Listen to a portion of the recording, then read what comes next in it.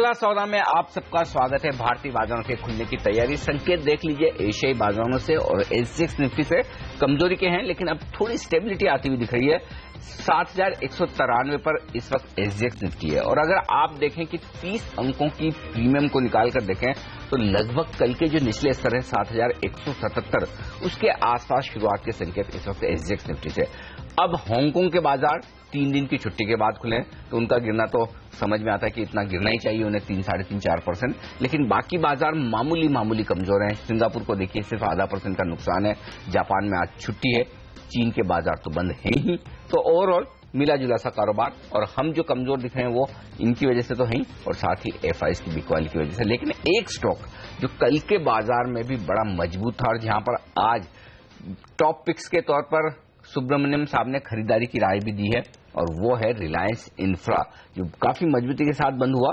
हम सोच रहे थे कि किसी न किसी तरह का शायद ऐलान आता हुआ दिखे, लेकिन जो डेटा दिखे हैं उसमें यह है कि 17 लाख शेयर एक फंड की तरफ से खरीदारी हुई है इसमें 433 रुपए में कल के सेशन में, और वही खरीदारी की राय यहां पर पिक के तौर पर सुब्रमण्यम साहब भी दे रहे हैं। सर बताएं। अनिल जी, आई थिंक कल की अगर आंकड़े देखें तो आई थिंक रिलायंस इंफ्रा में भारी भरकम शॉर्ट कवरिंग हुई है और यहाँ पर ऑफकोर्स डिलीवरी बेस्ड बाइंग भी अच्छी खासी हुई है और मेरा मानना है कि और चार्ट पे भी अगर आप देखें तो ये लास्ट 5-6 महीने में एडीजी ग्रुप जो अच्छी खासी आउट परफॉर्मेंस देखी है उसी की तरफ आई थिंक कहीं ना कहीं 200 डीएमए के आसपास सपोर्ट भी ले लिया है। आई थिंक 420-22 के आसपास इसका 200 डीएमए है, तो कहीं ना कहीं ये शायद यही संकेत दे रहे हैं कि शायद इसकी जो बहुत ही जबरदस्त करेक्शन ऑलरेडी हम देख चुके हैं कहीं ना कहीं खत्म होने को आई है और शायद यहां पर एक बाउंस मिले तो आई थिंक एक आउट परफॉर्मर रह सकती है। एक मॉडेस्ट टारगेट मैंने लगाया 465 की, लेकिन मेरा मानना है कि शायद इस वॉलेटाइल मार्केट में एक स्टॉप लॉस की भी जरूरत है, तो 418 का एक स्टॉप लॉस का मैं सजेस्ट करूंगा। तो ओवरऑल आई थिंक जो भी आउटलुक जो भी परफॉर्मेंस कल की मार्केट में रही है आई थिंक आज की मार्केट में भी अच्छी खासी यहाँ पर परफॉर्मेंस देखने को उम्मीद कर सकते हैं। ओके, तो ये राय है आज रिलायंस इंफ्रा पर खरीदारी के लिहाज से कल की तेजी आगे बढ़ सकती है, लेकिन कमजोरी कितनी होगी ये देखने वाली बात होगी और ये बेहद इंटरेस्टिंग भी होगा कि क्या 7,200 के नीचे निफ्टी खुलता है या उन लेवल के आसपास टिकने की कोशिश करता है, क्योंकि निर्णायक लेवल तो वही है आज बाजार के मूड को दिखाने के लिहाज से।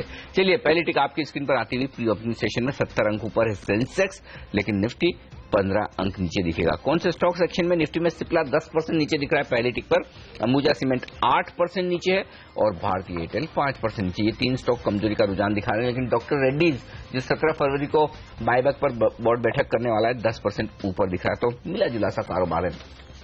कल हमने रुपए में भी एकदम शांत क्लोजिंग देखी थी, उतार चढ़ाव के बीच फाइनली रुपया 67 रुपए 85 पैसे पर लगभग उन्हीं लेवल पर बंद हुआ था, लेकिन आज कमजोरी के साथ शुरुआत हुई है 67 रुपए 95 पैसे, यानी कि 10 पैसे की कमजोरी के साथ आज करेंसी मार्केट में कारोबार शुरू होता हुआ दिख रहा है। तो ये एक स्टॉक है जो थोड़ा सा नेगेटिव साइड पर इस वक्त आपको नजर आएगा। लेकिन दूसरी पिक जो रिलायंस इंडस्ट्रीज के तौर पर है सुब्रमण्यम साहब की, उस पर भी बात कर ली जाए। बताएं सर।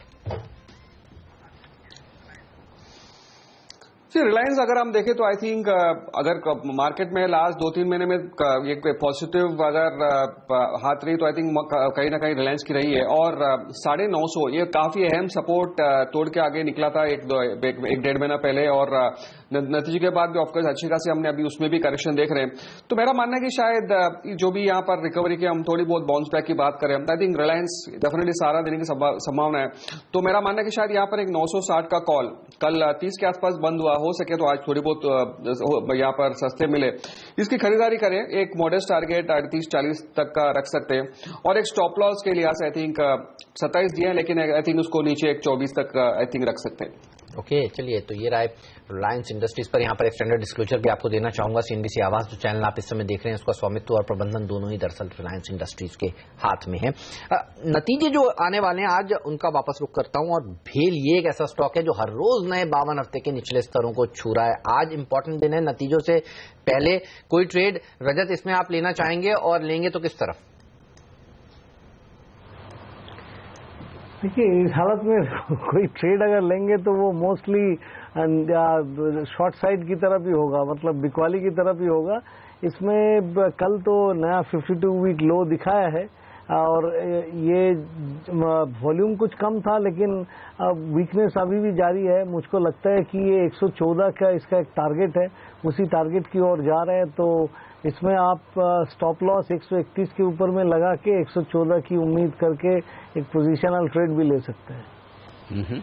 पोजिशनल ट्रेड ले, लेकिन आज तो नतीजों के दम पर एक्शन दिखने वाला है, तो इंतजार कर लिया जाए नतीजों का। देखते हैं कि किस तरह के रिजल्ट्स आज एसबीआई देता है, क्योंकि बेहद इंटरेस्टिंग दिख रहा है एसबीआई, माफ कीजिएगा भेल, क्योंकि बेहद इंटरेस्टिंग दिख रहा है इस वक्त। लेकिन प्री ओपनिंग सेशन में एसबीआई 7% ऊपर दिख रहा है। तो लोग ये सारे लेवल्स देखना चाहते हैं, लेकिन कब रेगुलर सेशन में दिखेंगे आ जाए तो देखिए शॉर्ट वो भी सकता है, कोई बड़ी बात नहीं है।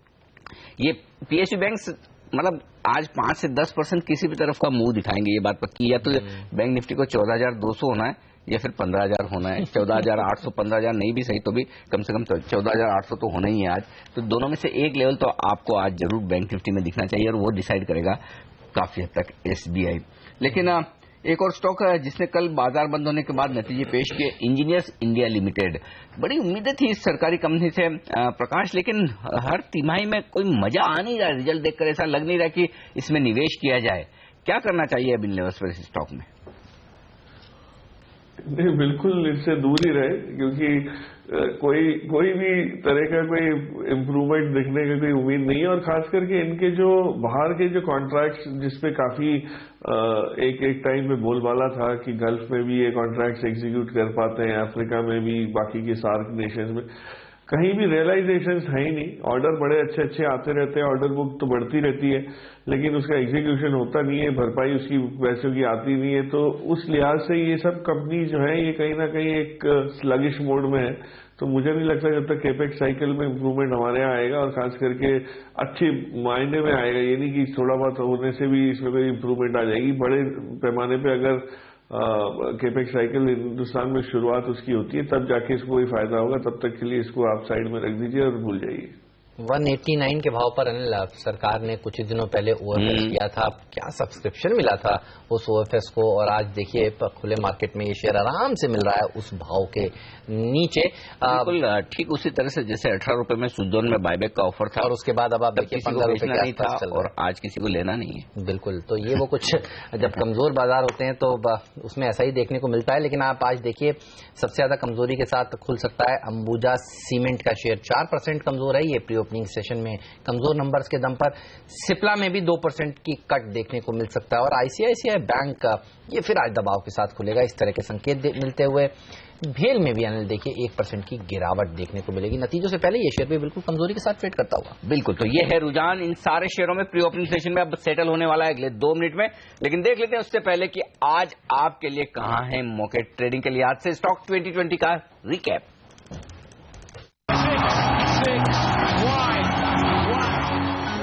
एसबीआई के नतीजे अगर अच्छे आते हैं तो यहाँ पर शॉर्ट कवरिंग देखने को मिल सकती है। कैनरा बैंक में भी आप देखिए कल आएंगे नतीजे, यहाँ पर भी एक अच्छा शॉर्ट कवरिंग मूव बन सकता है। काफी पिट चुके हैं पीएनबी के नंबर्स के बाद ये सारे के सारे शेयर। एचडीआईएल में अभी भी बिकवाली करने की राय है। टाटा मोटर्स के नतीजे आज बाजार बंद होने के बाद आएंगे, यहाँ पर कमजोरी देखने को मिल सकती है। अच्छे नंबर्स की एक्सपेक्टेशन नहीं रखी जा रही है यहाँ पर, और वोल्टास से भी कमजोर नंबर की एक्सपेक्टेशन है, यहाँ पर दबाव देखने को मिल सकता है। एससीआई के नंबर्स देखिए आप साल दर साल अच्छा है, 90% मुनाफा बढ़ा है, यहाँ पर तेजी देखने को मिल सकती है।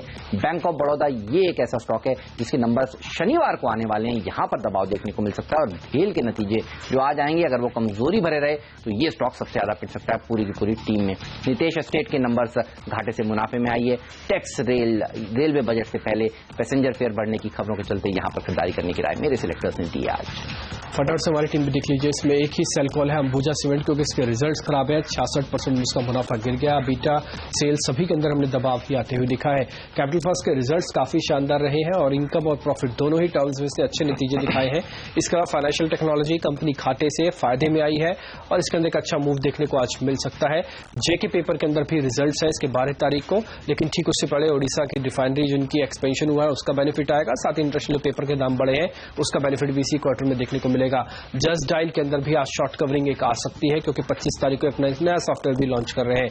इसके अलावा जीएमआर के अंदर आप नजर रखें, क्योंकि इसका घाटा कम हुआ है। तीनों ही सेगमेंट के अंदर ग्रोथ आते हुए दिखी है। सूर्य रोशनी के भी रिजल्ट्स काफी शानदार रहे हैं, इसमें 13 से 17 करोड़ का मुनाफा पहुंचा है। इन्फोसिस और टीसीएस हमने इसलिए जोड़ा है क्योंकि नेस्कॉम के इंकरेजिंग बयान आए हैं, ग्रोथ आगे भी 12% यानी डबल डिजिट में रहेगी। और फ्री हिट शेयर आज मरासाही इंडिया है, शानदार रिजल्ट रहे इसके। चलिए, तो ये वो 20 इंटरेस्टिंग स्टॉक आइडियाज हैं जो आज आपको इंट्राडे में मुनाफा कमाने का दमखम रखते हैं। लेकिन डिम्पी अब हमारे साथ जुड़ चुके हैं, जो 2020 हमारे साथ सुबह खेल रहे थे, और उनसे जानते हैं कि ब्रोकरेज हाउसेज क्या कह रहे हैं। खास तौर पर सिप्ला ने जिस तरह से कल डिसअपॉइंट किया है, उस पर ब्रोकरेज हाउसेज की रिपोर्ट्स क्या हैं, डिम्पी बताइए। सिप्ला पे सीएलएसए का जो मानना है, उन्होंने अंडर परफॉर्मर रेटिंग को इसकी बरकरार ही रखा है, लक्ष्य को घटा दिया है। पहले 700 रुपए का लक्ष्य देते थे, इसको घटाकर इन्होंने 635 का कर दिया है। साथ ही 17 और 18 फाइनेंशियल ईयर्स के लिए ईपीएस को भी करीब 13 से 15% के आसपास घटाने की बात सामने निकल के सिप्ला की जो रिपोर्ट सीएलएसए की आई है। इसके अलावा bank of America Merrill lynch की भी रिपोर्ट सिप्ला पे ही आई है। उन्होंने कहा है कि जो उनकी रेटिंग है न्यूट्रल, उसमें कोई बदलाव नहीं किया गया है। हाँ, लेकिन उन्होंने भी लक्ष्य को घटा दिया है। पहले 720 का टारगेट था, घटाकर अब 620 कर दिया है। उनका मानना है कि ईपीएस करीब 6% के आसपास घट सकती है। फिलहाल ईपीएस अभी करीब 20 के आसपास चल रही है। ओके, लेकिन इसके अलावा Ambuja India cement, Petronet, LNG पर भी कुछ रिपोर्ट्स आई हैं, वहां पर क्या राय है? अंबुजा सीमेंट्स के जिस तरह के डिसअपॉइंटिंग रिजल्ट्स आए हैं, उसको लेकर मैक्वारी की एक रिपोर्ट आई है। उन्होंने कहा है कि आप रिजल्ट्स बेहद ही खराब रहे हैं। ईपीएस हालांकि इसका करीब 8 रुपए के आसपास चल रहा है, लेकिन उनका मानना है कि ईपीएस करीब 11 से 26% आने वाले दिनों में घट सकता है फाइनेंशियल ईयर 17 में। इसके अलावा उन्होंने इसका लक्ष्य भी घटा दिया है। पहले 177 रुपए का लक्ष्य था 177 का, जिसको घटाकर 172 कर दिया गया है। मार्जिन और इनकम के भी उन्होंने कहा कि ठीक नहीं रहे हैं।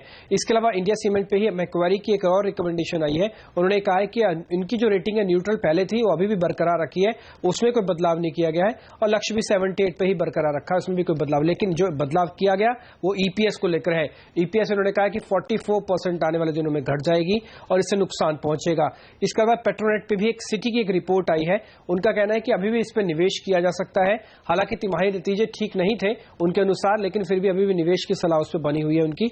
और अब जो नेट प्रॉफिट इस बार पेट्रोनेट के आया है, करीब 9% बढ़ के आया है। साथ ही अगर मार्जिन देखें तो ठीक ठाक थे, 3 से 6% के मार्जिन इंप्रूव हुए हैं। ऑलराइट, शुक्रिया आपका इस जानकारी के लिए। तो ये तमाम शेयर हैं जिस पर आज आपकी नजर जरूर होनी चाहिए, लेकिन अर्निंग्स के लिहाज से आज का दिन काफी इंपॉर्टेंट है। अशोक लेलैंड एक और ऐसा ऑटो कंपनी है जिसके नंबर्स आने वाले हैं टाटा मोटर, हीरो मोटोकॉर्प के अलावा। अशोक लेलैंड, इसके चार्ट्स रजत आपको कैसे लगते हैं? कोई ट्रेड लेना चाहेंगे नतीजों से पहले यहां पर?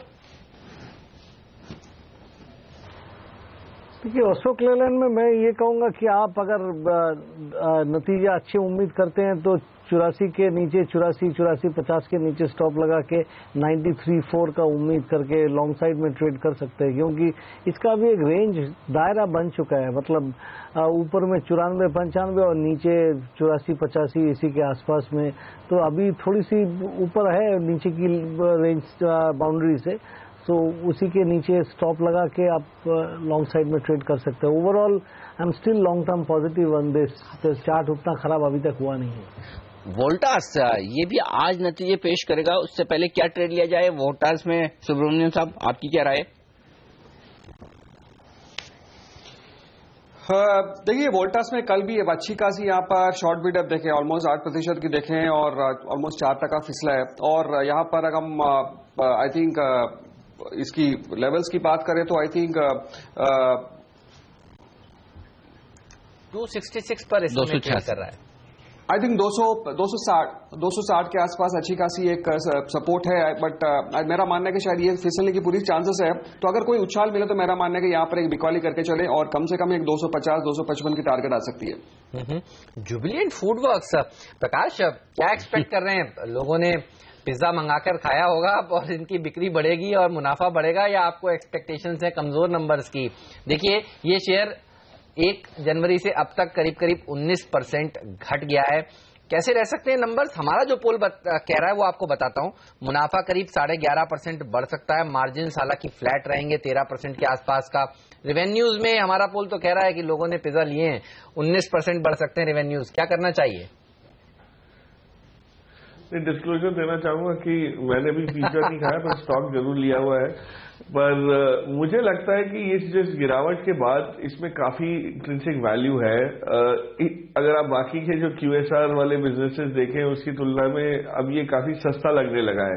जब ये 1500-1600 रुपए हुआ करता तब भी लोग बोलते थे बहुत पोटेंशियल है इसमें। और एक और चीज जो कंपनी ने की है, जो इनका जो 1000 का जो आंकड़ा इन्होंने नंबर ऑफ स्टोर्स का जब टच किया तो इन्होंने जो 50% हैप्पी आवर्स की स्कीम निकाली थी उसकी प्रमोशनल कैंपेन को देख के, बॉडी लैंग्वेज को देख के लगता है कि डेफिनेटली कंपनी ने फायदा किया है तभी खर्चा कर रहे हैं। और इनके जो भी बयान आए हैं बहुत पॉजिटिव दिख रहे हैं। तो मुझे लगता है ग्रोथ रेवेन्यू में तो होगी और मार्जिन इंप्रूवमेंट, मार्जिन में जो स्ट्रीट एक्सपेक्ट करेगी मार्जिन में दबाव रहेगा, मुझे नहीं लगता वहां मार्जिन पे भी कोई इस टाइप का दबाव होगा। तो नंबर्स अच्छे आने की उम्मीद है और यहां से शायद ये स्टॉक री-रेट हो जाए नंबर्स आने के बाद। लेकिन नंबर्स के लिहाज से तो बैंक्स पर ही नजर रखें सबसे ज्यादा, क्योंकि SBI के नतीजे तो हैं ही, लेकिन उसके अलावा OBC, oriental bank, bank of India, union bank, city union bank, united bank, union bank of India, Punjab और Sind bank, Indian bank, Jammu Kashmir bank, ये सारे बैंक आज नतीजे देने वाले हैं। लेकिन इसके अलावा कुछ और इंटरेस्टिंग वायदा कारोबार के शेयर जहां पर आज नतीजे आने वाले, जुबिलेंट फूड की हमने बात की, Wockhardt, Voltas, Unitech, Aditya Birla Nuvo, Page industry, NCC, IGL, ये सारे स्टॉक है जो आज नतीजे पेश करने वाले हैं। तो मिड कैप स्टॉक्स में भी नतीजों के दम पर काफी एक्शन रहने वाला है। कुछ नए खिलाड़ी जैसे कि कॉफी डे एंटरप्राइजेस, ये आज अपने नतीजे पेश करेगा, तो यहां पर भी नजर होनी चाहिए। तो पूरा एक्शन पैक दिन रहने वाला है। लेकिन उससे पहले हम यहां पर देखेंगे कि भारतीय बाजारों में जो शुरुआत होती दिख रही प्री ओपनिंग सेशन में वो काफी बेहतरीन है। क्यों? क्योंकि जितना SGX निफ्टी नीचे दिख रहा है उसके मुकाबले में हम कुछ खास खराब है नहीं। इनफैक्ट आधा पॉइंट ही नीचे है सेंसेक्स और निफ्टी सिर्फ 12 अंक नीचे और 7200 के आसपास खुलने के संकेत दे रहा है। बैंक निफ्टी में जरूर 70 अंकों का नुकसान प्री ओपनिंग सेशन में दिख रहा है। तो प्री ओपनिंग सेशन में थोड़ी स्टेबिलिटी दिख रही है। बेहतर तो ये होता कि नीचे खुलकर रिकवर करते हैं, लेकिन अगर देखते हैं यहां खुलेंगे तो फिर आगे किस तरह का ट्रेड बनेगा, क्या कुछ कमजोरी का होता है या फिर रिकवरी होती है। कुछ स्टॉक्स जो एक्शन में है मैं बता दूं आपको प्री ओपनिंग सेशन में, अंबुजा 3.5% नीचे, भारती 2% नीचे, ICICI बैंक यहां पर 1.5% का नुकसान और सिप्ला जहां इतने खराब नतीजे लेकिन कोई खास कमजोरी है नहीं सिप्ला में, देखिए आप महज 1.5% नीचे दिख रहा है। ACC ये 1.25% नीचे दिख रहा है। तो ये स्टॉक्स हैं जो एक्शन में रहेंगे खबरों के दम पर। नतीजों के दम पर टाटा ग्लोबल बेवरेजेस इसने बेहद खराब नंबर्स पेश किए, 4% नीचे प्री ओपनिंग सेशन में। पेट्रोनेट LNG जिसकी हम अभी बात कर ही रहे थे कि कुछ डाउनग्रेड्स, 4% ये भी नीचे है ये, और साथ ही एल्स्टॉम TND यहां पर नीचे दिख रहा है माहौल। लेकिन नितेश स्टेट्स ये बेहतरीन प्रदर्शन करता हुआ दिखेगा। हेमंत की टीम में भी ये शामिल था 2020 में और 13% ऊपर दिख रहा है दमदार नतीजों के चलते। और साथ ही GMR इंफ्रा में 3% की मजबूती है और फाइनेंशियल टेक्नोलॉजी 4% ऊपर दिख रहा है। तो ये स्टॉक्स हैं एक्शन के लिए। तैयार हो जाइए आप भी एक्शन के लिए। आपकी स्क्रीन पर आती हुई सेंसेक्स और निफ्टी में लाल निशान के साथ लेकिन मामूली सी कमजोरी, 25 अंक नीचे सेंसेक्स और निफ्टी भी 25 अंक नीचे। अब सेंसेक्स 70 अंक नीचे हो चुका है, निफ्टी में 25 अंकों का नुकसान, 7200 से थोड़ा सा नीचे हम शुरुआत करते हुए दिख रहे हैं। बैंक निफ्टी में लगभग 90 अंकों का नुकसान इस वक्त दिखेगा। अंबुजा ये है टॉप लूजर इस वक्त निफ्टी में, कमजोर नतीजों के बाद 3% की गिरावट। केन इंडिया 2.5% नीचे, ICICI बैंक, PNB दोनों ही नीचे। भेल आज नतीजों से पहले 2% टूटता हुआ, कोल इंडिया भी 1.25% नीचे। अदानी पोर्ट में 1.5% का नुकसान। ये स्टॉक्स हैं एक्शन में नीचे की तरफ। लेकिन डॉक्टर रेड्डीज टॉप गेनर, 17 तारीख को होगी बायबैक पर बोर्ड बैठक, 3% का इजाफा। और साथ ही आप देखें तो सिप्ला हरी निशान में लौटता दिख रहा है, बेहतरीन प्रदर्शन खराब नतीजों के बावजूद। SBI 1.5% मजबूत है यहां पर नतीजों से ठीक पहले। टाटा मोटर्स भी मजबूत है। तो ये कुछ एक स्टॉक्स है जो एक्शन में है तेजी की तरफ। आइए वायदा कारोबार का हाल बता दूं आपको। बैंक ऑफ इंडिया कमजोर है 2.5%, आज नतीजे देगा उससे पहले। वोल्टास कमजोर है, NCC कमजोर है। ये कुछ मिड कैप कंपनियां जो आज नतीजे देने वाली, उससे पहले यहां पर नुकसान आपको देखने को मिलेगा। मजबूती कहां है वो भी एक बार नजर डाल ली जाए। GMR इंफ्रा अच्छे नतीजों के दम पर 3% मजबूत। बाटा कल बाजार बंद होते होते नतीजे आए थे, आज फिर से 2% की मजबूती कल की बढ़त के बाद। जस्ट डायल थोड़ा सा पॉजिटिव खुलता हुआ दिखा। तो ये है रुझान इस वक्त बाजार का, थोड़ी कमजोरी के साथ कारोबार 85 अंक नीचे, सेंसेक्स 27 अंक नीचे, निफ्टी मिड कैप इंडेक्स 1/4% नीचे, बैंक निफ्टी में 0.5% का नुकसान। हेमंत, आपकी नजर का नितेश स्टेट्स? GMR इंफ्रा जो 3% ऊपर है, घाटा इनका घटा है। नितेश स्टेट्स जो घाटे से मुनाफे में आई है वो 8% ऊपर है। फाइनेंशियल टेक्नोलॉजीज जिसके नंबर्स अच्छे आए हैं 5% मजबूती के साथ ये शेयर भी ट्रेड कर रहा है। और कुछ रेलवे शेयरों पर नजर है, आप देखिए कालिंदी रेल निर्माण 3% ऊपर है। करनेक्स, टीटागढ़, उन शेयरों पर भी नजर डालकर देखते हैं कि क्या वहां पर भी तेजी देखने को मिल रही है। कालिंदी तो मुझे दिख रहा है 2% ऊपर। जी हाँ, टीटागढ़ में भी 1% की तेजी। टैक्स रेल एक और ऐसा स्टॉक है जिस पर नजर डालेंगे। पूरा का पूरा रेलवे पैक हरे निशान के साथ आज ट्रेड कर रहा है। खबरें कल आई थी बाजार बंद होने के बाद की रेलवे में जो पैसेंजर फेयर है वो 5 से 10% बढ़ सकता है, तो कुछ रेलवे शेयर आज जरूर एक्शन में दिख रहे हैं। इसके अलावा अगर आप नजर डालें तो आप पाएंगे कि जो गिरावट है वो टाटा ग्लोबल ब्रिविजेस में गहराती हुई दिख रही है। 4% नीचे है ये शेयर। बेहद कमजोर नंबर्स इसने पेश किए हैं और लंबी लिस्ट है कमजोर नंबर्स पेश करने वाली कंपनियों की। एल्स्टॉम TND पर नजर रखिए, IVRCL पर नजर रखिए। कल्पतरू पावर के नंबर्स कमजोर थे। EIL की बात अनिल ने की। इसके साथ साथ visa steel, orchid, Ansal housing, ये तमाम ऐसी कंपनियां हैं जिन्होंने कल बाजार बंद होने के बाद कमजोर नतीजे पेश किए। इनमें से ज्यादातर कंपनियां आप देखिए लाल निशान में ही ट्रेड करती हुई आपको नजर आएंगी। कैपिटल फर्स्ट के नंबर्स काफी अच्छे थे। इस शेयर में एक अच्छी तेजी देखने को मिल रही होगी। इस समय आप देखिए 0.5% की मजबूती यहां पर देखने को मिल रही है इस समय। ब्लू डार्ट, फिनोलेक्स, आसाई इंडिया, ये कुछ और ऐसी कंपनियां हैं जिन्होंने कल मार्केट बंद होने के बाद अच्छे नंबर्स पेश किए अनिल। लेकिन देखिए बाजार में लैक ऑफ बाइंग है, कोई खरीदारी करने का मूड में नहीं है। फिर से 100 पॉइंट नीचे इस समय सेंसेक्स।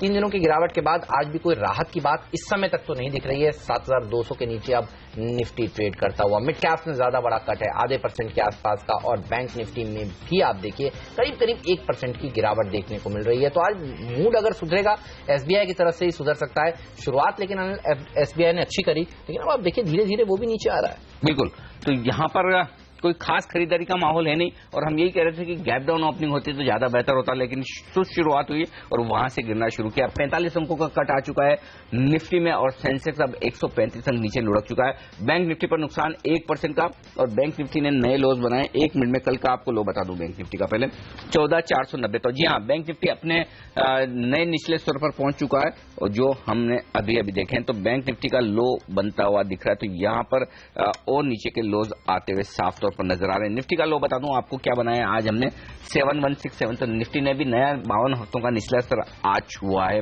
तो निफ्टी और बैंक निफ्टी तो बना चुके हैं। सेंसेक्स का बता दूं आज का लो है 23,610, और यहां पर भी 23,636 का कल लो था। तो सेंसेक्स, निफ्टी और बैंक निफ्टी तीनों ने ही आज सुबह सुबह नए 52 हफ्तों के निचले स्तरों को छुआ है और वहीं पर ट्रेड करते हुए दिख रहे हैं। तो ये इस वक्त का रुझान आपके लिए साफ। केवल 5 ही ऐसे शेयर हैं फिर से आप देखिए जो निफ्टी में हरे निशान में है, बाकी 45 शेयरों में गिरावट है। तो ये बता रहा है कि बाजार का सेंटीमेंट कितना कमजोर है। और भेल, इस पर नजर रखिए, नतीजों से पहले ये शेयर सबसे ज्यादा दबाव में है। निफ्टी में 3% का बड़ा कट यहां पर देखने को मिल रहा है। कुछ देर पहले रजत कह भी रहे थे अगर इसमें ट्रेड करना है तो मंदी का ही होना चाहिए, दबाव ही देखने को मिलेगा।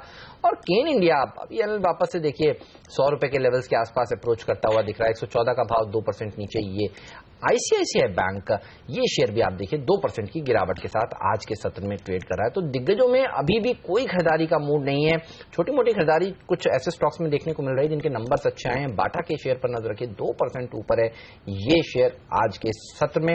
लेकिन EIL देखिए 4% कमजोरी के साथ। भेल पर ही एक आपसे फ्रेश कॉल लेना चाहता हूं। प्रकाश, आपकी क्या एक्सपेक्टेशन है, कैसे नंबर आ सकते हैं भेल के और क्या करना चाहिए?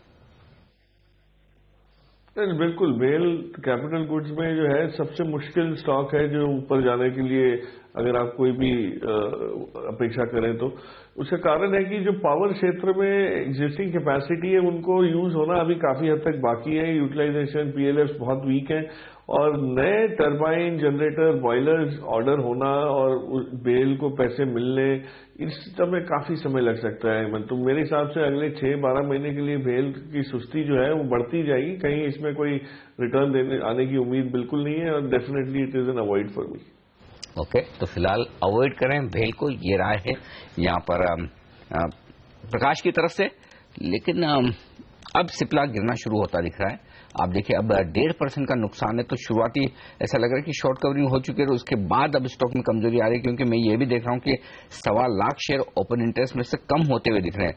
तो इंटरेस्टिंग बात दिख रही है। देखिए जो नतीजों के पहले पोजीशंस बनती है वो पोजीशंस धीरे धीरे बाद में खत्म होती दिख रही, न सिर्फ सिप्ला में बल्कि अगर आप एसीसी में भी देखें वायदा कारोबार में तो यहां पर भी आप देखेंगे तो पोजीशन कम होती दिख रही। वो अलग बात है कि एसीसी में शायद लॉन्ग पोजीशन कम होती दिख रही, जिन्होंने तेजी की पोजीशन बनाई थी ट्रेडर्स ने वो कमजोर नतीजे के बाद बेचते हुए नजर आ रहे हैं, वो दिख रहा है, क्योंकि 3-3.5% यहां पर ओपन इंटरेस्ट में कमी होती दिख रही। तो एसीसी में ज्यादा तेजी से ओपन इंटरेस्ट गिरता हुआ दिख रहा है। यहां पर क्या किया जाए, एसीसी और सिप्ला में क्या ट्रेड होगा, सुब्रमण्यम साहब आप बताएं वायदा कारोबार के कारोबारियों के लिए।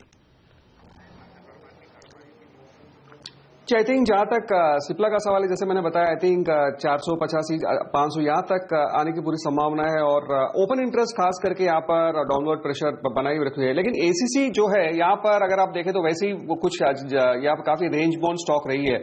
मेरा मानना है कि शायद यहां पर भले आज की मार्केट में थोड़ी बहुत वीकनेस के साथ खुले हैं, लेकिन थोड़ी बहुत नीचे जा सकती है। लेकिन आई थिंक जैसे जैसे यहां पर 1150, 1175 इस लेवल पे तक एक बार अगर 1225 इसके आसपास अगर एक बार आए तो आई थिंक शॉर्ट कवरिंग आने की पूरी संभावना है। तो मुझे नहीं लग रहा है एसीसी पे बहुत ज्यादा मंदी होगी, लेकिन सिप्ला में अभी भी आई थिंक डाउनवर्ड प्रेशर जारी रह सकती है। कुछ स्टॉक्स देखिए, IVRCL जहां कमजोर नंबर्स पेश किए हैं, इस कंपनी ने करीब 5.5% का बड़ा कट यहां पर देखने को मिल रहा है। SRS ये 5% कमजोर है। नितिन स्पिनर्स में 4% की कमजोरी देखने को मिल रही है। ये कुछ ऐसे स्टॉक्स हैं जहां पर ज्यादा वॉल्यूम्स के साथ आज प्रेशर बनता हुआ दिख रहा है। और EIL पर भी नजर रखिए, यहां पर भी कमजोर नतीजों के बाद दबाव देखने को मिल रहा है। जुबिलेंट फूडवर्क्स फिलहाल प्रेशर में आता हुआ नतीजों से पहले 2.5% की गिरावट यहां पर देखने को मिल रही है। रजत से भी एक कॉल लेते हैं जुबिलेंट फूडवर्क्स पर। रजत, अगर एक ट्रेड आपको लेना हो जुबिलेंट फूडवर्क्स में चार्ट के दम पर, तो तेजी का होगा मंदी का? नहीं, जुबिलेंट फूडवर्क्स में अभी टेक्निकली तेजी करना मुश्किल समझ में आ रहा है, क्योंकि ये जिस लेवल पे आया है इसी लेवल से अगर थोड़ी सी नीचे जाता है तो हो सकता है कि 1100 का लेवल टूट के 1080, 1085 इस लेवल पे पहुंच जाए। तो उसी लेवल के आसपास में जाके अगर सपोर्ट लेता है तो बहुत अच्छा है, तब लेने के लिए सोचेंगे। अभी फिलहाल जुबिलेंट फूड्स में कोई टेक्निकली बाई कॉल नहीं होता है। ओके, फिलहाल कोई बाय कॉल नहीं है जुबिलेंट फूडवर्क में, और लगता भी नहीं जिस तरह से स्टॉक प्राइस का मूव हुआ है कहीं कोई खरीदारी का माहौल बनता हुआ दिखे। लेकिन अंबुजा सीमेंट में भी अब 2% का कट है, यहां भी ओपन इंटरेस्ट में कमी आती दिख रही है, यहां भी साफ तौर पर पोजीशन कम होती हुई दिख रही है। लेकिन एक और स्टॉक अजंता फार्मा, चार्ट्स देखकर बताएं यहां पर कहीं कोई मंदी की पोजीशन बनाई जा सकती है रजत? क्योंकि मैं देख रहा हूं थोड़ी पोजीशंस बढ़ती हुई दिखी है, वायदा कारोबार में ओपन इंटरेस्ट में इजाफा है, स्टॉक 1.25% नीचे है, क्या किया जाए? अजंता फार्मा 1350 के ऊपर में अगर सस्टेन करता है तब देखिए इसमें अच्छी मूवमेंट का आप उम्मीद कर सकते हैं। अगर वो नहीं होता है तो अजंता फार्मा रेंज बाउंड रहा पिछले 4-5 दिनों में, ऐसे ही रेंज बाउंड मूवमेंट होगा। फिलहाल ऊपर की तरफ में 1320 से 1350 और नीचे की तरफ में 1280 इसी लेवल पे, 1280 पे इसका सपोर्ट है। तो इसी हिसाब से अगर आपने एग्रेसिव ट्रेडर है तो 1270 के नीचे स्टॉप लगाइए, एटलीस्ट ऊपर में 1320 से 1350 के उम्मीद करके इसमें बाई कर सकते हैं। But if you have to buy, go ahead and buy doctor Reddy. ये अजंता फार्मा देख के क्या होगा, उसमें कुछ एटलीस्ट न्यूज है, ये ऊपर की तरफ मूवमेंट दे सकता है।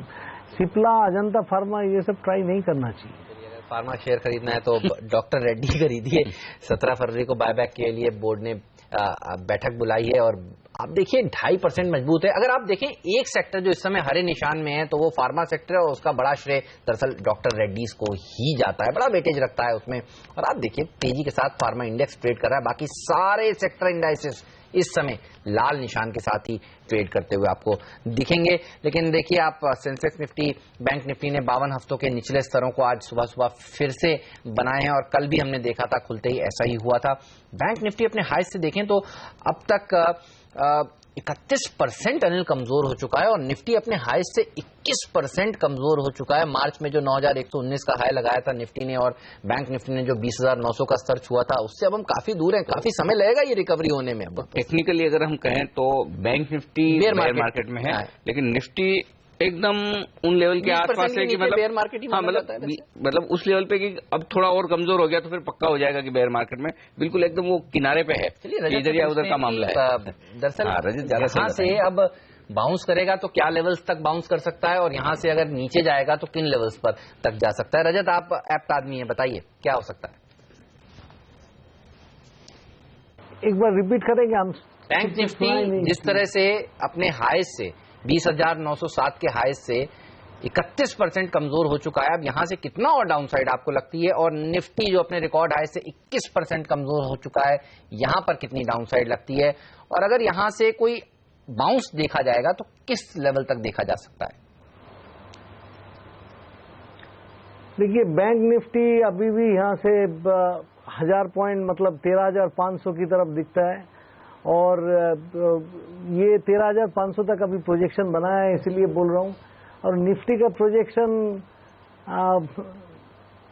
निफ्टी में मैं आपको पहले भी बोला था, मई के महीना में इस बेयर मार्केट का बॉटम उम्मीद करता हूं। 6,850 से लेके 6,350 के बीच में कोई भी जगह पे उसका बॉटम बनेगा, ऐसा ही मैं उम्मीद करता हूं। फिलहाल रैली होगा, those are corrective rallies, but bottom मैं मई के महीना में उम्मीद करता हूं। इस महीना का बीच से गोल्ड और सिल्वर में भी सेलिंग की उम्मीद करता हूं। Asset classes are not giving any opportunities. I mean, कहाँ जाएंगे? We can't invest in USD, even that is becoming weak again against sudden currency. Rajat, फिर आपने अपना सारा पैसा कहाँ रखा है? मेरा पैसा देखिए, मैं आपको एक चीज मैं एक चीज बताना चाहूंगा कि मेरे पास में वोल्टास है, वर्लपूल है, वो रहेगा। हम उस, because I believe this too shall pass. बिल्कुल। चलिए, ये सवाल प्रकाश से भी पूछते हैं। प्रकाश, ये बताइए, कहां पर इस समय खरीदारी करनी चाहिए, कहां निवेश करना चाहिए इस गिरते हुए बाजार में? देखिए, 20% की 30% की करेक्शन बैंक निफ्टी में, 20% की करेक्शन बाजार में, कहां पर पैसा लगाएंगे? नहीं, वही चक्कर ये है मतलब कि पैसे कम है और ऑप्शन ज्यादा है। ओके। तो इसलिए सोचना थोड़ा बंद कर दिया है। बट मेरे हिसाब से जो मौके मिल रहे हैं अर्निंग्स को देखते हुए, अगर आप देखें तो कुछ कंपनी से बहुत ही उम्दा परफॉर्मेंस दिए, जैसे मैं पहले भी कह रहा था। और कुछ क्षेत्रों में अभी भी ग्रोथ आने की पूरी उम्मीद है, चाहे बजट में आए, बजट की बात है। जैसे रेलवे क्षेत्र है, उसमें आप देखिए एक कंपनी छोटी सी है, जीपीटी इंफ्रा करके, मुझे बहुत पसंद है। स्पेशलिस्ट है ये कंपनी, इनके भी ठीक ठाक ग्रोथ हमको दिख रही है। नवकार कॉर्पोरेशन करके एक मिड कैप कंपनी है लॉजिस्टिक्स में, उसने भी अच्छे आंकड़े दिए हैं। और इस टफ मार्केट कंडीशन में भी इंप्रूवमेंट है नंबर्स का, विच मीन्स अगर थोड़ी भी इंप्रूवमेंट होती है तो ये कंपनी काफी पहल कर सकती है। तो पीएनजी का जैसे मैंने नाम लिया, पीटीसी फाइनेंशियल सर्विसेज है जो पसंद है। तो विकल्प तो बहुत है। बट एक क्षेत्र जो हेमंत मैं आपका ध्यान दौड़ना चाहूंगा जिसपे, वो है जो गोल्ड कंपनीज है, गोल्ड फाइनेंशियल कंपनीज है। वहां पे गोल्ड के चलते हुए अच्छे जो गोल्ड में तरावट हम देख रहे हैं, उसके चलते हुए मुझे लगता है एक अपसाइड वहां भी बंदेगी, जो ट्रेडर्स को बहुत बढ़िया मौका मिल जाएगा। इन्वेस्टर्स के लिए तो ज्यादा लंबा नहीं सोच सकता मैं गोल्ड का प्राइस का बिहेवियर, बट मन्नपुरम खास करके उसमें जो है मुझे बहुत पसंद है फ्रॉम अ ट्रेडिंग पर्सपेक्टिव। तो छोटे अवधि, लंबे अवधि सभी के लिए है। पैसे होने चाहिए, चेकबुक आपकी रेडी होनी चाहिए, अदरवाइज विकल्प तो काफी दिख रहे हैं। बिल्कुल। तो पैसे आपकी जेब में होने चाहिए, वही नहीं है दिक्कत। बस वही है कि लोग पहले से फुली इन्वेस्टेड हो चुके हैं गिरावट आने से पहले। लेकिन चलिए, जो भी है, अब यहाँ पर और स्टॉक्स जहां पर एक्शन है फोकस कर लिया जाए। मेरी नजर रिजल्ट वाले शेयरों पर है, जहां पर गैप से ऊपर या नीचे शुरुआत होती दिख रही है। अब वहां पर देखा जाए किस तरह का कारोबार। टाटा ग्लोबल 5% टूटा है ये स्टॉक। और एक और चीज यहां पर मैं आपसे पूछना चाहता हूं प्रकाश, टाटा ग्लोबल ऐसा स्टॉक है जिसे लोग ब्लू चिप मानते हैं, अच्छी ब्रांड्स हैं, स्टारबक्स के साथ टाई अप है, टाटा जैसा पेरेंटेज है, उसके बाद ये शेयर चलता ही नहीं। नहीं, ये इसीलिए नहीं चलता है क्योंकि ये जो लोग लेके बैठे हैं उसके अलावा एपेटाइट है नहीं। और इसमें जब भी कोई इम्प्रूवमेंट की एक्सपेक्टेशन करते हैं तो ये आंकड़े हमको डिसीव कर जाते हैं। तो सब कुछ पॉजिटिव होने के बावजूद इसीलिए ये नहीं चल रहा कि इस पे एक्सपेक्टेशन इतनी ज्यादा बनी हुई है, तो डिसअपॉइंटमेंट भी वैसे ही रहता है। पर खास करके इसमें देखें तो जो टाटा कॉफी का बिजनेस है, जो मिलता जुलता है इससे, ऑफ कोर्स ओनरशिप उसकी भी थोड़ी बहुत स्टारबक्स के फ्रेंचाइज में है। वहां पे मुझे लगता है कि इम्प्रूवमेंट आना शुरू हुआ है, फंडामेंटल चेंज जो हो रहा है, और कॉफी प्राइसेस भी ग्लोबली जो स्ट्रेंथन हो रहे हैं उसको देखते हुए ये कमोडिटी रही है जहां पे कहीं गिरावट नहीं आई है, या कमोडिटी वाले जो प्रोड्यूसर हैं उनको कोई नुकसान या आंच नहीं आई है। तो मुझे लगता है आगे चल के ये भी होगा, और सीसीडी के भी आप आंकड़े जब देखेंगे तो आपको वहां कहीं ना कहीं एक इसका बेनिफिट इस बार दिखना शुरू हो जाएगा। तो वहां भी एक री रेटिंग स्टॉक की हो सकती है। वो भी स्टॉक गिरा नहीं है, 245-50 की जोन में काफी स्ट्रेंथ उसमें भी आई हुई है, कंसोलिडेशन आईपीओ के बाद रहा है जो। ओके, चलिए वक्त है हमारे तीनों ही एक्सपर्ट से विदा लेने का। रजत, प्रकाश और सुब्रमण्यम साहब, आप तीनों का बहुत बहुत शुक्रिया सीएनबीसी आवाज के साथ जुड़कर आज पहला सौदा में तमाम स्टॉक्स पर अपनी राय हमारे साथ शेयर करने के लिए। और इस बीच बाजार पर रखी नजर, जहां पर कमजोरी 100 अंकों की है। सेंसेक्स पर निफ्टी 30 अंक नीचे आपको नजर आएगा इस वक्त, और मिड कैप इंडेक्स आधा % नीचे। बैंक निफ्टी में 100 अंकों का नुकसान इस वक्त आपको दिखेगा। ऑलराइट, चलिए अब वक्त हो गया ये जानने का कि यहां से लेकर बजट तक आपको किस तरह से अप्रोच करना चाहिए। मार्केट्स को बजट में वित्त मंत्री अरुण जेटली किस तरह की घोषणाएं कर सकते हैं, ये जानते हैं हमारी इस खास सीरीज में।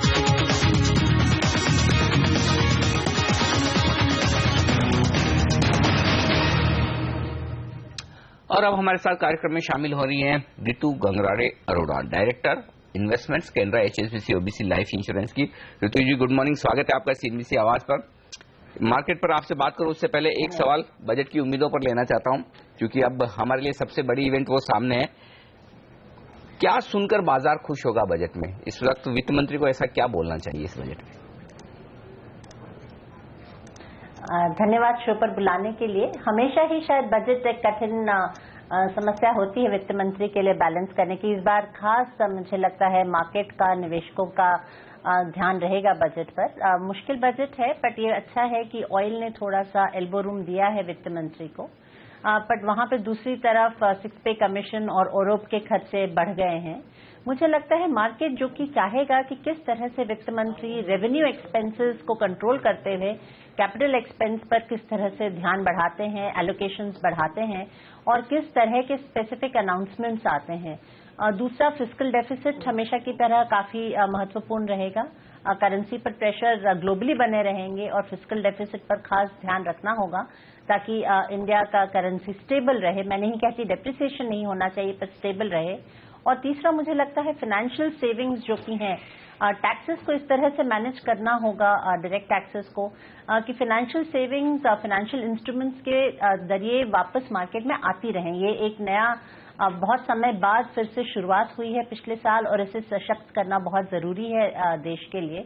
तो मुझे लगता है मार्केट के मद्देनजर नए टैक्स तो कभी भी मार्केट नहीं चाहता है, बट इन चीजों पर खास ध्यान रहेगा निवेशकों का। जो बड़े रिफॉर्म्स होने थे जिसकी सब आस लगाकर बैठे थे, जीएसटी जैसे, देखिए वो मॉनसून सेशन में, विंटर सेशन में तो पास हो नहीं पाए। ऋतु जी, क्या लग रहा है, आप कुछ उम्मीद रख रही हैं कि इस बार बजट सेशन में जीएसटी बिल पास हो जाएगा?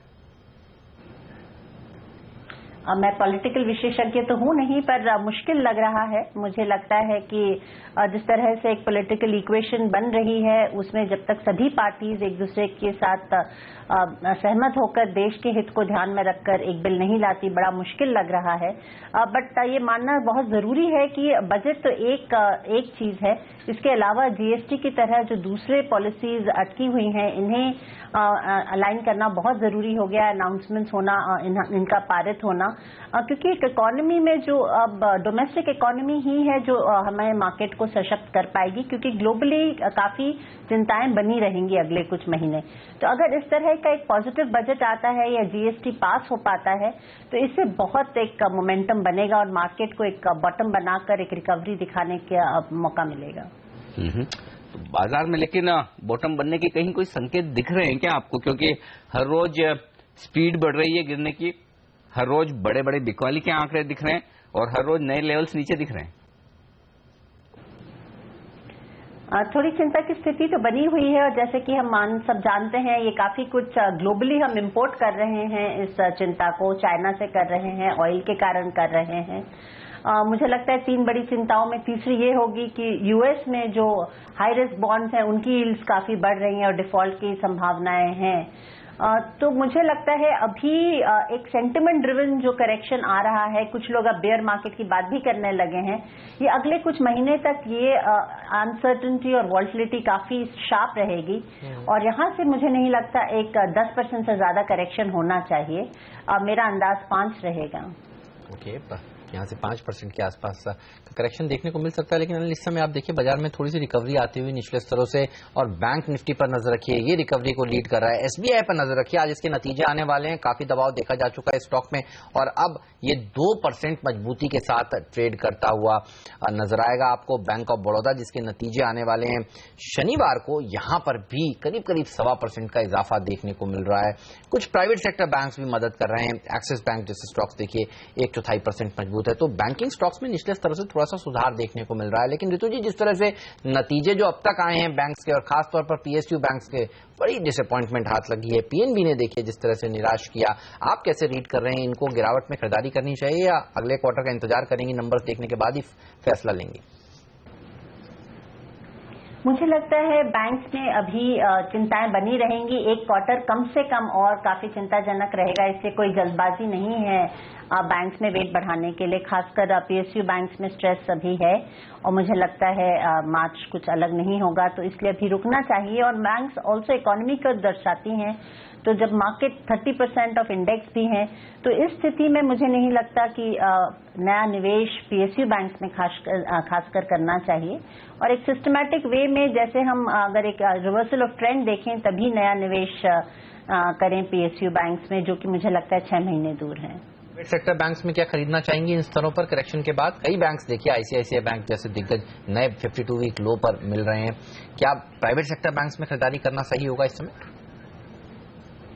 प्राइवेट सेक्टर बैंक्स में भी स्ट्रेस दिख रहा है। जो भी बैंक्स कॉर्पोरेट फेसिंग हैं, इकोनॉमी में लेंड कर रहे हैं, उनमें काफी प्रेशर है। जो बैंक्स रिटेल फोकस्ड हैं, ज्यादातर इंडिविजुअल्स से रिलेटेड बिजनेस करते हैं, वो रिलेटिवली अभी बेटर परफॉर्म कर रहे हैं। अगर हम 3 साल का नजरिया रखें तो बैंक्स में खरीदारी शुरू की जा सकती है, पर ज्यादातर निवेशक वॉल्टिलिटी को सह नहीं पाते हैं। मुझे लगता है private sector banks relatively better placed हैं। मेरे पोर्टफोलियो में काफी है इनका, पर नया निवेश नहीं है, पर काफी इन्फ्लुएंस है प्राइवेट सेक्टर बैंक्स का। तो मुझे प्राइवेट सेक्टर बैंक्स अच्छे लगते हैं, लेकिन मुझे लगता है नए निवेशक धीरे धीरे एक सिस्टमैटिक वे में ही निवेश बढ़ाएं। चलिए, धीरे धीरे निवेश करना चाहिए, लेकिन एक सेक्टर ऐसा जिसे साल भर पहले तक हम बड़ा सेफ, डिफेंसिव, स्टडीज ऐसा सेक्टर समझते थे, वो था फार्मा का। अब छोटी हो या बड़ी, हर फार्मा कंपनी में कोई न कोई यूएस एफडीए के इशू आ रहे हैं, नतीजे भी इस तरह के आ रहे हैं कि कोई कॉन्फिडेंस हो नहीं रहा। क्या इसे सेफ सेक्टर मानकर अब निवेश करना चाहिए या फिर अब यहां पर ज्यादा सावधान रहने की जरूरत है? आप कैसे देख रही हैं फार्मा कंपनियों के रिजल्ट्स को और ये जो सारे यूएस एफडीए के इशू आ रहे हैं इन्हें? मैं पिछले कुछ समय से इस बात पर चेतावनी दे रही हूं कि सेक्टरल एलोकेशन का समय यह नहीं है। फार्मा सेक्टर को देखकर एलोकेशन नहीं बनाना चाहिए। स्पेसिफिक कंपनी चूज करना बहुत जरूरी हो गया। हर सेक्टर हो, चाहे बैंकिंग हो, आईटी हो, फार्मा हो, ऑटो हो, जो मेरे फेवरेट सेक्टर्स हैं, लेकिन इनमें भी एक सेक्युलर इन्वेस्टमेंट नहीं किया जा सकता। तो एक बॉटम अप स्टॉक सिलेक्शन का, अर्निंग विजिबिलिटी को देखकर निवेश करने का समय है ये, सेक्टर एलोकेशन का बिल्कुल नहीं है। और मुझे फार्मा सेक्टर अभी भी पसंद है क्योंकि इसमें डेफिनेटली कुछ कंपनियों पर काफी चिंताएं हैं। एफडीए रेड्स हुई हैं, कुछ इंस्पेक्शंस हुए हैं, नतीजे भी। बट अगर आप रिलेटिवली मार्केट के बनस्बत देखें तो अभी भी यही कंपनियां हैं जो बेस्ट अर्निंग्स विजिबिलिटी दे रही हैं, अर्निंग्स दिख रहे हैं। तो मुझे पसंद है। और अगर इस तरह का बेयर मार्केट और करेक्शन देखते हैं तब भी एक डिफेंसिव प्ले की तरह काम करता है। तो मुझे pharma, IT, automobiles, private sector banks ये अभी भी पसंद है, पर बहुत सिलेक्टिव बॉटम अप सिलेक्शन के साथ। अनिल देखिए, न सिर्फ एसबीआई, यूनियन बैंक जिसके नंबर्स आ जाने वाले हैं वो भी मजबूती के साथ ट्रेड कर रहा है, ओबीसी जिसके नंबर्स आ जाने वाले हैं वो भी मजबूती के साथ ट्रेड कर रहा है, और बैंक ऑफ बड़ौदा जिसके नंबर शनिवार को आएंगे वहां भी हरे निशान के साथ ट्रेड हो रहा है। तो कई दिनों की लगातार गिरावट के बाद और खासतौर पर पीएनबी के जो निराशाजनक नतीजे थे उसके बाद आज एसबीआई ऐसे थोड़ी सी होप जगी है, जिसके चलते ये पूरे के पूरे सेक्टर देखिए फ्लेवर में आता हुआ। एक बार PSU बैंक इंडेक्स भी लाएंगे। आप देखिए ये इकलौता इंडेक्स इस समय है जो हरे निशान में इस समय ट्रेड करता हुआ, हालांकि फार्मा शेयर भी अच्छा प्रदर्शन दिखा रहे थे, लेकिन वो इंडेक्स इस समय लाल निशान में पहुंच गया है। FMCG में थोड़ा सा प्रेशर देखने को मिल रहा है और राय इसी पर FMCG सेक्टर पर गिरावट में क्या खरीदारी करनी चाहिए रितु जी? देखिए पिछले 2 जो मॉनसून हैं वो काफी कमजोर थे और कुछ लोग कह रहे हैं कि ये वाला जो मॉनसून होगा वो अच्छा रह सकता है। क्या आप बाइंग करेंगी इस सेक्टर में या फिर इसको भी अवॉइड करेंगे? अभी FMCG के लिए जो एक पॉजिटिव एक्सपेक्टेशन है कि इस बजट में जब हम ऑरोप और 6 पे कमीशन के एलोकेशन देखेंगे तो discretionary non discretionary spending urban consumption में लौटने की उम्मीद है। मैं पर्सनली नहीं चाहूंगी इस माहौल में एक और डिफेंसिव सेक्टर FMCG में बहुत निवेश करना, बट ये एक ट्रिगर हो सकता है शॉर्ट टर्म में एक पॉजिटिव न्यूज मोमेंटम का इस सेक्टर के लिए। ओके, तो ये राय है। लेकिन इस वक्त रितु जी हम आपसे थोड़ी देर में और बात करेंगे, लेकिन इस पहले एक यहाँ पर इन्फॉर्मेशन हमारे दर्शकों को देना जरूरी है, क्योंकि CNBC आवाज पर एक बार फिर से आ चुका है बाजार में पैसे बनाने के साथ साथ इनाम जीतने का मुकाबला। अगर आप सेबी में रजिस्टर्ड एडवाइजर हैं तो आप प्रोफेशनल एडवाइजरी चैंपियनशिप के लिए रजिस्टर करें और जीत सकते हैं एक मर्सिडीज कार। ट्रेडिंग और इन्वेस्टमेंट स्ट्रेटेजी का ये अनोखा मुकाबला जल्द ही CNBC आवाज पर शुरू होने वाला है।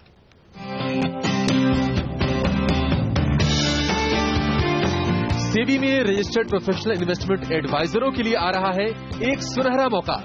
प्रोफेशनल एडवाइजरी चैंपियनशिप यानी PSE सिर्फ CNBC आवाज पर आपको मिलेगा इस चैंपियनशिप का पूरा ब्यौरा और शानदार इनाम जीतने का मौका।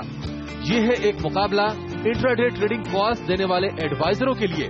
ये मुकाबला इक्विटी, कमोडिटी और करेंसी 3 मोर्चों पर एक साथ चलेगा।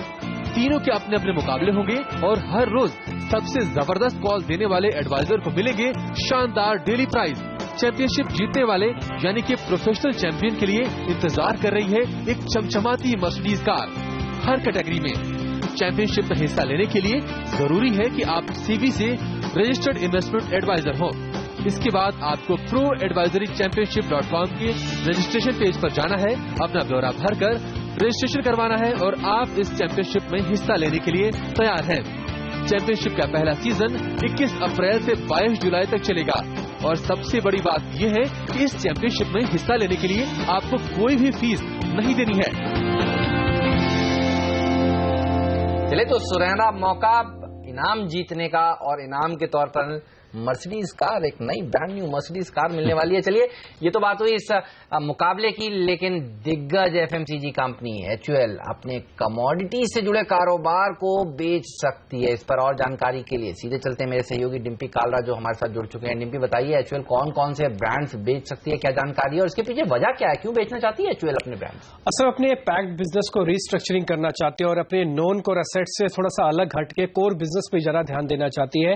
इसके अलग अलग सेगमेंट है जिसमें soap, personal care, beverages, packed food, water, लेकिन इसने एक ही चुना है कि पैक्ड फूड बिजनेस को थोड़ा रिस्ट्रक्चरिंग किया जाए। इसमें जो कमोडिटी से जुड़ा बिजनेस है, स्पेशली आटा और चावल और सॉल्ट को लेकर, उसको थोड़ा सा रिस्ट्रक्चर करना चाहती है, उसको बेचना चाहती है। एक्सपर्ट्स जो वैल्यूएशन लगा रहे हैं इस बिजनेस की करीब 350 से 400 करोड़ रुपए के आसपास है और वो इसी से पैसे से अब वापस अपने कोर बिजनेस पे ज्यादा फोकस करना चाहती है, जिसमें इसके पास किसान जैसा बड़ा ब्रांड है, इसके अलावा नोर सूप्स है और इसके अलावा आइसक्रीम ब्रांड मैग्नम जो ब्रांड है इसका, वो आइसक्रीम का ब्रांड इसका, जिसपे ज्यादा फोकस करना चाहती है। और इसने ये शुरुआत पिछले साल ही कर दी थी जब इसने मॉडर्न बेकरीज को बेचा था और करीब 250 करोड़ रुपए के आसपास की बिकवाली की गई थी। तो फिलहाल अभी की खबर यही है कि अपने जो कमोडिटी सेगमेंट है उसको ये बेचकर अपने पूरे पैक्ड बिजनेस को रिस्ट्रक्चर करना चाहती है, जिसकी वैल्यूएशन करीब 350 से 400 करोड़ रुपए के आसपास है। ओके, तो ये है एक बड़ी खबर हिंदुस्तान यूनिलीवर को लेकर, जहां पर वो अपने ब्रांड्स कुछ नॉन कोर बिजनेस होने की वजह से बेचने का मूड बना रहे हैं। लेकिन इस बीच देखिए बाजार फिसलते हुए दिख रहे हैं, दिन के निचले स्तरों पर आ चुके हैं। फिर से बाजार 165 अंकों का नुकसान सेंसेक्स में आपको नजर आएगा और निफ्टी आपको दिखेगा 47 अंक नीचे। तो ये नुकसान वाला ट्रेड अब फिर से बाजार में बढ़ता हुआ दिख रहा है। लेकिन हमारे साथ केंद्र HSBC OBC लाइफ इंश्योरेंस की डायरेक्टर इन्वेस्टमेंट्स रितु गंगराड़े अरोड़ा जी हैं। रितु जी, हम ब्रेक से पहले आपसे कई सेक्टर्स के बारे में बात कर रहे थे। एक और सेक्टर जो बाजार में कई इन्वेस्टर्स का भरोसा तोड़ रहा है वो है ऑटो स्टॉक्स। जिस तरह से तेज गिरावट हो रही है, अच्छे ट्रस्टेड नाम है, मारुति, टाटा मोटर्स, इस तरह के शेयरों में कभी ये लोगों ने नहीं सोचा था कि इतने गिरेंगे ऊपरी स्तरों से जो फिसल रहे हैं? यहाँ क्या लगता है, क्या सिर्फ ग्लोबल मार्केट्स की चिंताओं के चलते गिरावट हो रही है और ऐसे में खरीदारी का मौका बनता है, या फिर फिलहाल दूर रहे? मुझे ये सेक्टर पसंद रहा है, इसमें काफी अच्छा निवेश रहा है मेरा और मैं बनाए रखना चाहूंगी। ग्लोबल चिंताएं हैं तो कमोडिटीज की पॉजिटिव इम्पैक्ट भी है इस सेक्टर में। मुझे आशा है कि इस सेक्टर को एक स्टेबिलिटी मिलेगी, काफी गिर चुका है और एक अच्छा मौका बनता है खरीदारी का मेरे हिसाब से। रितु जी, जब पिछला साल शुरू हुआ था, मोदी सरकार जब आई थी, तब एक सेक्टर जिस पर सब लोग बुलिश थे वो था सीमेंट सेक्टर, इंफ्रास्ट्रक्चर सेक्टर। लेकिन आप देखिए जो नंबर्स आ रहे हैं वो डिसअपॉइंटिंग है। एसीसी अंबुजा ने जो कल देर शाम नंबर्स पेश किए हैं वहां पर भी डिसअपॉइंटमेंट हाथ लगा। इस सेक्टर में गिरावट में खरीदारी करना चाहिए या थोड़ा इंतजार करना चाहिए? इस सेक्टर से मैं भी दूर रहना चाहूंगी, जो कि हम कमोडिटीज में भी देख रहे हैं, स्टील में देख रहे हैं। मुझे लगता है ये कुछ सीमेंट में भी दिख रहा है और शायद गंभीर होता जाए। ओवर कैपेसिटीज हैं, डिमांड ऑफ टेक उतनी ज्यादा है नहीं, तो अभी सीमेंट सेक्टर से मैं दूर रहना पसंद करूंगी। ओके, तो फिलहाल सीमेंट शेयरों से भी दूर रहें। लेकिन हम बजट में माना ये भी जा रहा है कि कहीं न कहीं रूरल ग्रोथ जो धीमी पड़ती हुई दिख रही है उससे बढ़ावा देने के लिए कुछ प्रयास किए जाएंगे। ऋतु जी, ऐसे में क्या आपको लगता है कि कुछ एग्रीकल्चर से जुड़े हुए स्टॉक्स, वैसे सेक्टर्स या फिर इरिगेशन से रिलेटेड जो जनरली बजट के पहले की थीम्स हैं वहां पर निवेशकों को ध्यान में रखना चाहिए? और साथ ही क्या रेलवे बजट इस बार ज्यादा बेहतर हो सकता है इंफ्रास्ट्रक्चर को बढ़ावा देने के लिहाज से और रेल स्टॉक्स के लिहाज से? क्या आप ऐसा मानती हैं? मुझे ऐसी उम्मीद जरूर है कि इस बार कैपिटल इन्वेस्टमेंट्स आएगा। रेलवे में काफी जरूरत है अभी टेक्नोलॉजी ओवरहॉल की और नए वैगन्स की, तो मुझे लगता है कि ऐसा अनाउंसमेंट्स आने चाहिए। जहां तक रूरल इकोनॉमी का सवाल है, मुझे आशा है कि एक अच्छा सशक्त स्कीम जो अब नरेगा काफी अच्छे तरीके से हो रहा है, जो डायरेक्ट ट्रांसफर ऑफ सब्सिडी हो रही है, और अगर हम नए प्रोजेक्ट्स भी कर पाते हैं ग्रास रूट्स पर, तो उससे काफी अच्छा मनी मल्टीप्लायर बनता है। रूरल इकोनॉमी को एनर्जाइज करने के लिए बड़े अच्छे होते हैं ये स्कीम्स, बट इसको बैलेंस करना होगा फिस्कल डेफिसिट के मद्देनजर की बहुत ज्यादा सोशली स्कीम्स की तरफ ना रुझान हो। तो एक थोड़ा सा मुश्किल कार्य है, बट मुझे आशा है कि रूरल इकोनॉमी को इग्नोर नहीं किया जाएगा। रूरल इकोनॉमी के पेन्स काफी शार्प हैं और रूरल इकोनॉमी से रिलेटेड सेक्टर पर डेफिनेटली ध्यान होना चाहिए। ओके, चलिए, बस शुक्रिया मैम आपका समय निकालने के लिए, सीएनबीसी आवाज पर आकर आज इस चर्चा में शामिल होने के लिए। अनिल, बाजार पर नजर रखिए। देखिए, अब 200 पॉइंट टूट चुका है सेंसेक्स। पिछले 3 दिनों में 850 पॉइंट की गिरावट के बाद अब 200 पॉइंट का और फॉल, यानी 4 दिन अगर जोड़ के देखें तो 1000 पॉइंट गिर गया है सेंसेक्स और डेज लो पर इस समय कारोबार हो रहा है। सिप्ला देखिए 3.5% नीचे है खराब नंबर्स के बाद, और गेनर भी दरअसल आज फार्मा सेक्टर से ही है। डॉक्टर रेड्डीज जिस तरह से फैसला लिया इन्होंने कि एक बायबैक करेंगे अगले हफ्ते 17 फरवरी को, उसका फायदा इस शेयर को मिलता हुआ। टाटा मोटर्स में भी तेजी देखने को मिल रही है। आज नतीजे आने वाले हैं, एसबीआई, बैंक ऑफ बड़ौदा, कुछ और ऐसी कंपनियां। एसबीआई के नंबर्स आज और बैंक ऑफ बड़ौदा के शनिवार को, तो यहां पर थोड़ी बहुत तेजी देखने को मिल रही है। लेकिन अनिल, प्रेशर गहराता हुआ इन शेयरों को छोड़ दीजिए तो भेल जैसे स्टॉक्स देखिए नए 52 वीक लो पे हैं। मारुति जिसका जिक्र आप कर रहे थे, और टाटा स्टील, आईटीसी, ये एक और हैवी वेट है जो 2% कमजोर है आज, और ये भी बड़ा प्रेशर बना रहा होगा इस समय मार्केट पे। बिल्कुल, और इस बीच हमारे साथ कुंज बंसल कार्यक्रम में शामिल हो रहे हैं सेंट्रम वेल्थ के एग्जीक्यूटिव डायरेक्टर और सीआईओ। कुंज, स्वागत है आपका सीएनबीसी आवाज पर। लगातार तेज गिरावट होती हुई दिख रही है और हर रोज 1%, 1%, 1.25% बाजार गिर रहे हैं।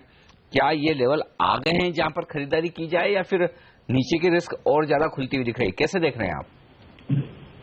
तो अभी क्लियरली शॉर्ट टर्म में बाजार में प्रेशर तो है, और इस समय में ये प्रेशर ग्लोबल फैक्टर्स से ज्यादा ड्रिवन हो रहा है बजाय डोमेस्टिक फैक्टर्स के। ऑफकोर्स डोमेस्टिक फैक्टर्स में रिजल्ट सीजन का सपोर्ट नहीं मिल रहा है, बट वो एक्सपेक्टेड था। जो नेगेटिव रिजल्ट्स आ रहे हैं, ऐसा नहीं है कि वो नेगेटिव सरप्राइज हैं।